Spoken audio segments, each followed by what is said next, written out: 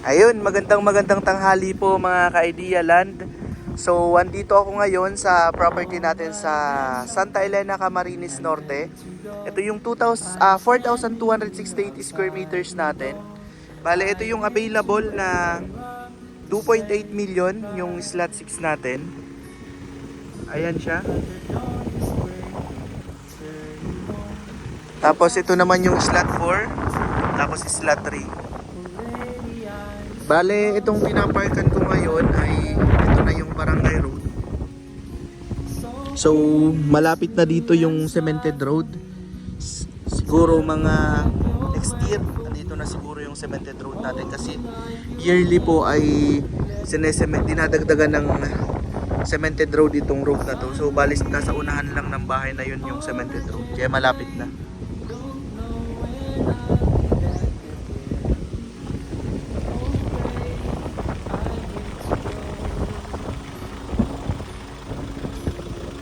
Ito po yung gagawin nating right of way. Hindi pa lang namin natapos kasi nga ay naghahantay kami ng mainit na panahon.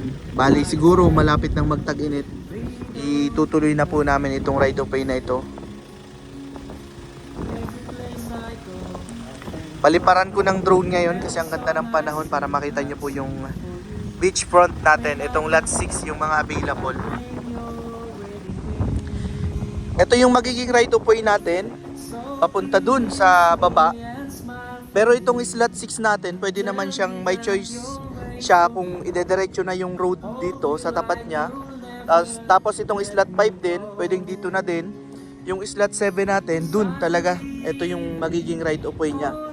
Bale yung lot 7 natin, mga ka-Idea Land, ay sold na. Yung lot 6 natin available. Yung lot 5 ay sold na din. Yung lot 4 natin, ito, available. Tapos yung lot 3 ay available. Bale, puntahan natin yung lot 6. Etong right of way natin ay hindi po namin tinatapos pa kasi nga po ay umuulan-ulan pa. Pero ngayong tag-init ay ibabalik po natin dito yung equipment para i-final na po itong right of way natin. Bale, ganyan po siya. Item 200, di naman po yan lulubog kahit tag-ulan. Ito yung slot 6 natin na available. Yang may mga nyug na yan kasi nga itong slot 5 natin, bali taga US siya. Ito din naman slot 7 taga US. Itong slot 5 natin kasi ay pinaputol niya yung nyug. Ano po? Kaya wala nyug dyan sa area niya. Ito naman slot 6 natin. Yan, merong mangga. Tapos may mga coconut trees pa. So puntahan natin, dito tayo daan sa right of way. Bali ang likod pala ng property mga ka-Idea Land ay manggahan. Ayan. Ito kinayod namin. Kasi yung kinayod dito ay yun yung tinambak naman namin dito sa right of way kasi masyadong elevated. Kumbaga, ginawa lang namin siyang banayad kaya binawasan namin. Ginawa namin unti-unting pababa dito.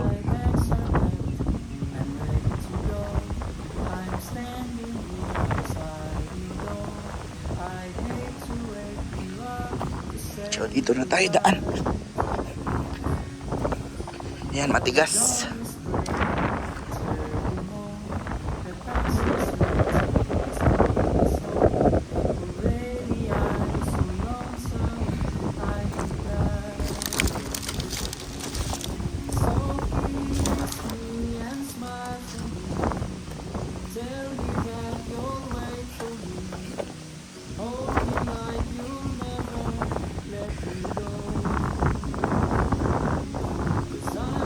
Grabe ang presko ng hangin.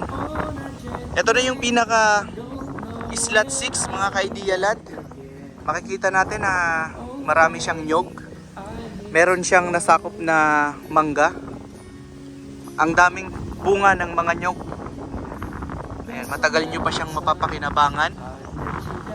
Tapos ang ganda ng ambience niya. Ayun, pag nandito ka sa likod, kitang-kita mo yung open area na yan. Tapos pag nandito ka naman sa bandang dito, ayan yung view mo.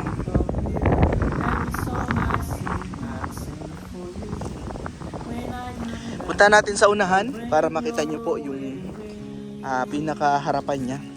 Ang harap po nito ay may mangrove. Pero ilan-ilan lang po makikita naman sa drone shot na ilalagay ko din po dito sa vlog natin.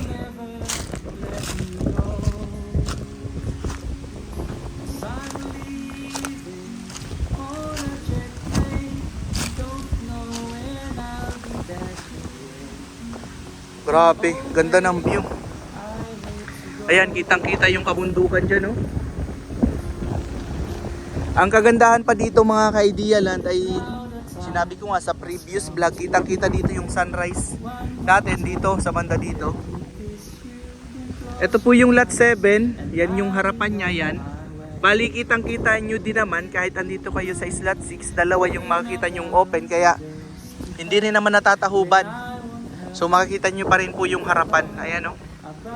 Hindi lang po dito sa pinakaharap. Ayan kasi may mangrove tayo. Ayan, puntahan natin dun sa unahan. So pinakita ko lang po sa inyo kung andito kayo sa likod. Ito banda. Kitang kita nyo po yung side na yon na open. Tapos kitang kita nyo rin po dito yung open natin. Tapos ito yung harapan ng slot 6. Ang kagandahan po kasi nitong beachfront natin ay mura po siya kasi 4,268 square meters na po yun. Halos kalahating hektarya na. Tapos 2.8 million lang all in transfer na. Unlike po dun sa ibang listing namin na talagang mamahal na po siya. So kung gusto nyo pong investment, katulad po nitong pagiging kapitbahay nyo, ayan, yung slot 5, so investment lang niya, nasa US siya ngayon. So habang naandun siya, meron siyang mga property dito sa Pilipinas na yearly tumataas yung value. Most especially po sa beachfront na talaga namang mabilis pong maubos kaya talaga yearly tumataas yung value nung mga beachfront.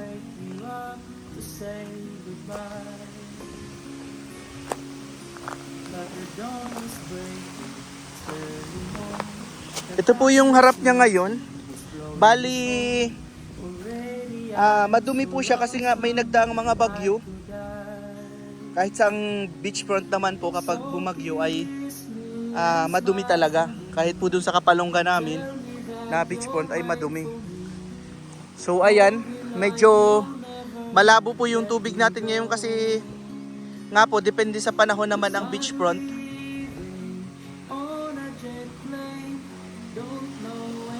Tapos ito pong mangrove area natin ay hindi po yan putik ang ilalim yan kundi mga pebbles po.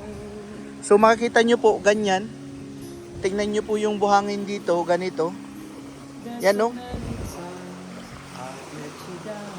Parang mga pebbles. Ito po yung ilalim niya, ayan no, kung makikita nyo. Medyo malabo nga lang po ang tubig pero makikita nyo na din naman, ayan. Buhangin po yan. So amihan po kasi ngayon kaya medyo may alon kaya medyo malabo po yung tubig. Pero makikita nyo naman na ayan ang lawak ng buhanginan niya. Tapos halos see-through din naman po yung harapan. Ayan, katulad nito pwede kayong gumawa ng way po dito kasi medyo kakaunti naman yung mangrove. Mapapansin nyo po na iilan-ilan lang po yan no. Tapos ang gagandahan pa may magandang puno dito sa harapan. Tapos kapag tumingin ka naman sa right side, ayan, open naman siya. Dito nga yung sunrise view natin. Tapos kita din po dito ang sunset view. If ever po na nandito kayo sa tabing dagat kasi dun po yung sunset view natin, matatanaw nyo pa rin po. Ang lawak po nitong slot 6 natin kasi halos nasa 54 meters po yung frontage nito. So bali dun po sa may nyug na yon, ayan kasama natin si Sir Jeff. Wait, isang kulang.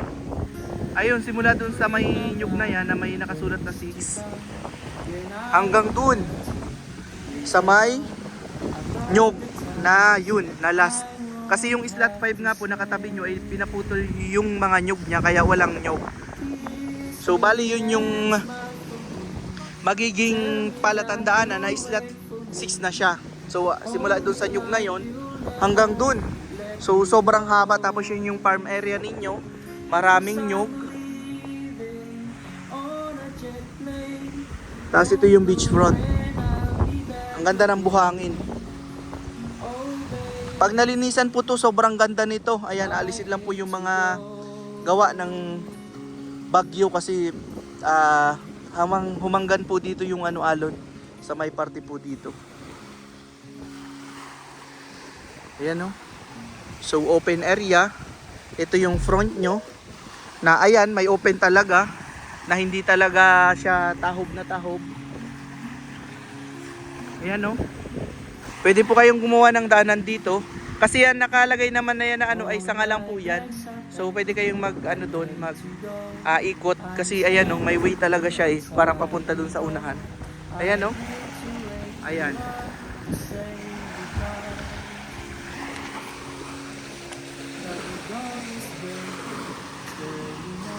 Tapos meron po kayong talisay tree dito. Sobrang presko. Ayan ganda ng talisay tree dito. May mga puno po kasi itong slot 6. Ang gaganda ng mga puno niya. Ayan, tapos may isa pa po kayong puno doon. So bali, pwede kayong maglagay ng duyan-duyan dito sa ilalim na to. Ayan ganda Ito mga ka-idealan, sukatin natin yung pinaka frontage talaga ng slot 6 kung ano yung sakop sa harap niya. Ito na, kasi ayan yung boundary natin na Sulong Nyog. Ito, open na yan, so slot 5 na yan. Ito, ayan yung muhon niya. Bale, ito, meron ka ditong puno. Unang-una may puno ka dito. Ayan, di ko alam kasi kung anong puno yan. Tapos ito yung harapan. Ito yung shoreline mo. Sobrang haba nito. So, sumula dito. Ayan, isa, dalawa. Ito yung pangalawang puno. Sobrang ganda. Actually, andito ako ngayon sa ilalim ang presko Sobrang presko ng hangin. Talagang, kung gusto mo yung relaxing na ganito kahit tanghaling tapat kasi tanghali po ngayon nandito kami, ayan. Sobrang init. Pero dito sa ilalim ng puno talagang yung parang aantukin ka sa sobrang relaxing ng saka sobrang presko ng hangin. Napaka-relaxing ng ambience. Ayan yung makikita mo, maririnig mo lang yung sound ng alon, So punta tayo doon. Ito pa, may puno ka dito. Ayan, may puno pa po dito. Ayun kung ano pong puno yan. Magkakaparehas lang naman sila ng puno. Tapos yun, yung nasa pinakaunahan, parehas lang din ng puno. Tapos meron ka ditong talisay tree. Ayan, may open na tayo dito. Ayan, open na yan. Makikita mo na yung unahan. Ito yung front niya. Haba ng buhang, ng frontage nito. Panalo to mga ka-idealan kung investment lang po yung din naman kasi sobrang ganda pong mag-invest sa beachfront. Murang-mura na po ito, 2.8 lang. Itong kahoy na to ay sa atin pa yan dito sa slot 6 kasama pa po. Yan yung harapan niya. Hanggang ayan.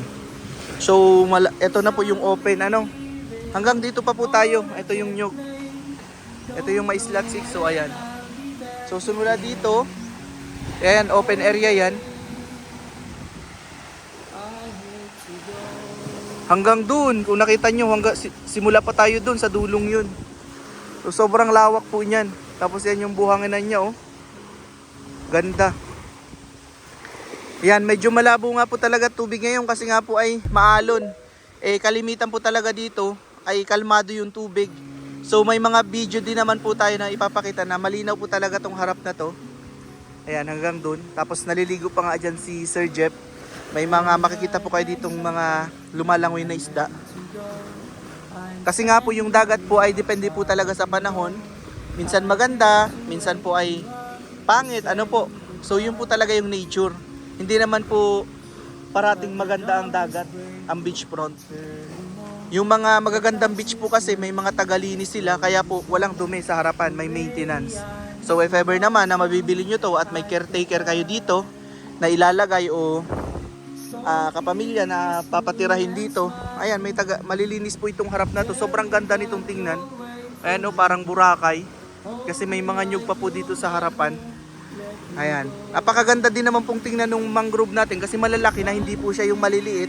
Saka hindi po siya yung masyado talagang madami. Ayan, ilan-ilan lang po yan. Halos sitro nga po yung sa harapan Ayan, no? So sa mga interested po, ayan, nakita nyo po na sobrang ganda nitong Isla 6 natin, lalo na kung sa investment, panalong panalo po ito. Ayan, message lang po kayo sa ating channel. Tapos pwede din po sa Viber at WhatsApp, nandiyan naman po yung number ko nakalagay po sa screen. Every song I sing, I'll sing for you. When I come back, I'll bring your wedding ring. So kiss me and smile for me. Tell me that you'll wait for me.